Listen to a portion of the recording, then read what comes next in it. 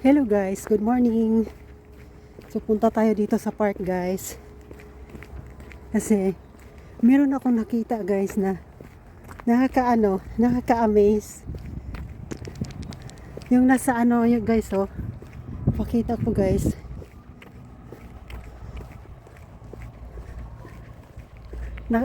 Mas malayo guys, ng malayo. Meron silang Christmas tree guys nilagay sa sa kran. Ko siya zoom ko siya, baka maano pa. Ayan, nakita nyo yan guys, yung maliit ayan siya, ayan Christmas tree yan guys. Nakita na ko kasi talagang nakaka-amaze guys ba, kasi kahit sa mga ganyang bagay nilagyan nila ng Christmas tree. Simple lang siya pero siya nakaka-happy tingnan, kasi tingnan mo naman ang niya ang taas niya, tapos nilagyan nila ng Christmas tree. So cute. Ayan, siguro pag sa gabi guys, siguro yan, merong Christmas lights.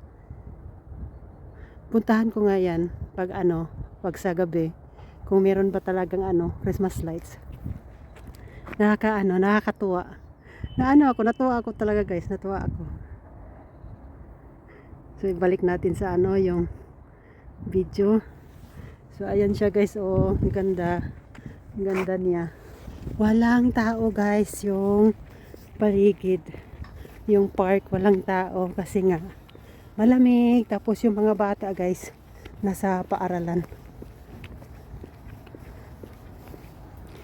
Lang mabilis lang nila ginawa yung mga apartments yan guys, mga apartments. Kasi sila guys, kompleto sila ng ng mga materyales, kaya madali talagang matapos yung yung paggawa ng building. Yung anak ko guys na lalaki, yung trabaho niya is siya magawa ng building. Walang tao guys, wala. So siya, hindi siya engineer guys, siya, masonry siya. Pero sabi ng anak ko, pag magkapera daw siya, gusto niyang mag master degree ba sa kurso niya, para mas malaki yung salary.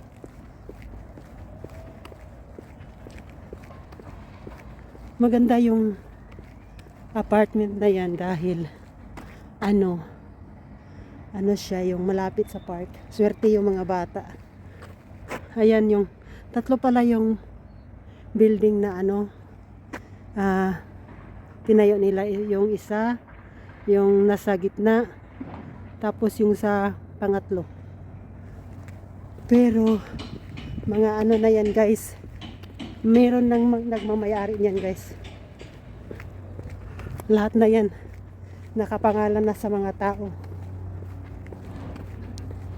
So wala talagang tao guys, wala. Ayun, merong isa doon merong aso.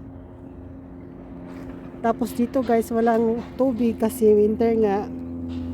Madulas dito guys, madulas, kaya hindi maganda na maglakad diyan sa kasi madulas yan.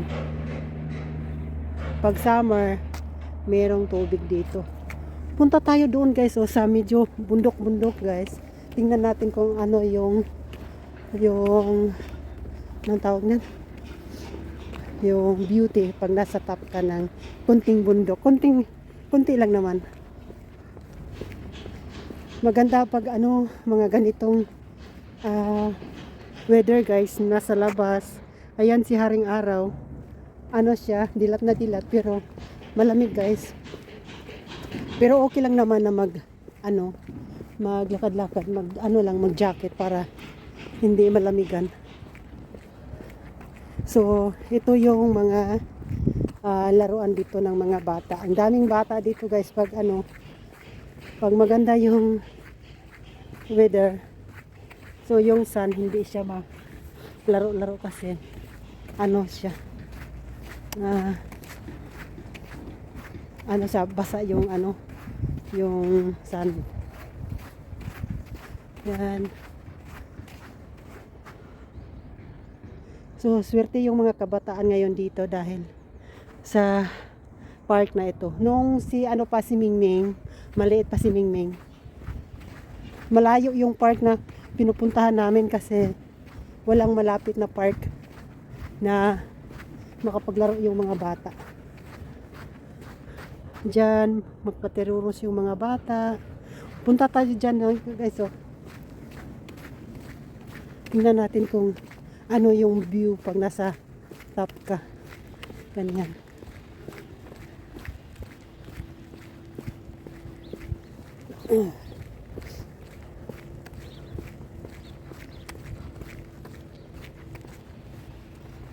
So, saka tayo paakyat ng mumunting bundok.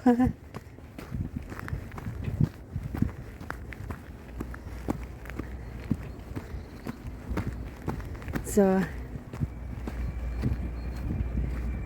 ayan. Ang ganda ng view. So, dito yung mga bata, magpatiroros sila. Ayan. Yung iba dito palakad-lakad. So, magandang exercise para sa mga bata. Ang ganda ng view. Kitang-kita yung ayan. Beautiful. Tapos, makita na yung garden guys. Yan, mga garden yan ng mga kanya-kanyang tao. Kanya-kanyang may-ari yan guys. Ayan. Yan guys? Nirerentahan yan ng mga tao. So, nagbabayad sila guys buwan-buwan o di kaya yung buuhan na bayad na 1 times a year ganyan. Ang ganda guys, ang ganda. Grabe. Napakatahimik guys, napakatahimik. Ayan yung clouds. Super nice. Pag kayo guys sa Nuremberg, yan ang sign. Kasi yan tower yan guys, business yan. Merong mga business yan noon, mga restaurant ganyan, pero ngayon wala na kasi parang lugi sila guys, kaya close sila. So pag sa gabi nag-lights yan. Hello guys, again pinutol ko yung video guys dahil parang dry yung yung lalamunan ko, kaya ako ng candy. So let's enjoy guys sa beautiful view ng umaga. So umaga pa sa amin dito guys. Masarap yung hangin, nakaka-relax. Malamig siya pero nakaka-relax talaga sa puso. Ayan. So yan lang yung video ko guys. Thank you for watching my vlog. Thank you for helping me. Ako guys, nalungkot ako dahil mataas na sana yung tumaas na sana yung watch hour ko. Na siya 580 hours na. Tapos kukunin is 3,000 hours. Tapos bumaba siya. Bumaba nalungkot ako, pero ganyan talaga ang buhay. Hindi makuha ng sa oras ng gusto natin, kaya na lang, enjoy.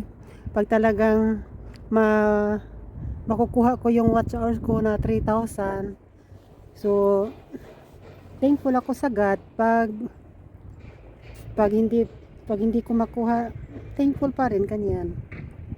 Na lang ako, enjoy sa pagbibideo ganyan, para pang remembrance na lang balang araw pag tumanda na, ganyan. Pero sana naman makuha ko pa rin yung watch hours ko. Tulungan niyo ako guys na makuha yung 3,000 hours para makabalik ako sa monetization. Guys, hanggang dito na lang. Thank you for watching my vlog, guys. Have a nice time and yeah, lagi nating tandaan, life is short, kaya enjoy lang tayo sa buhay kahit marami tayong problema.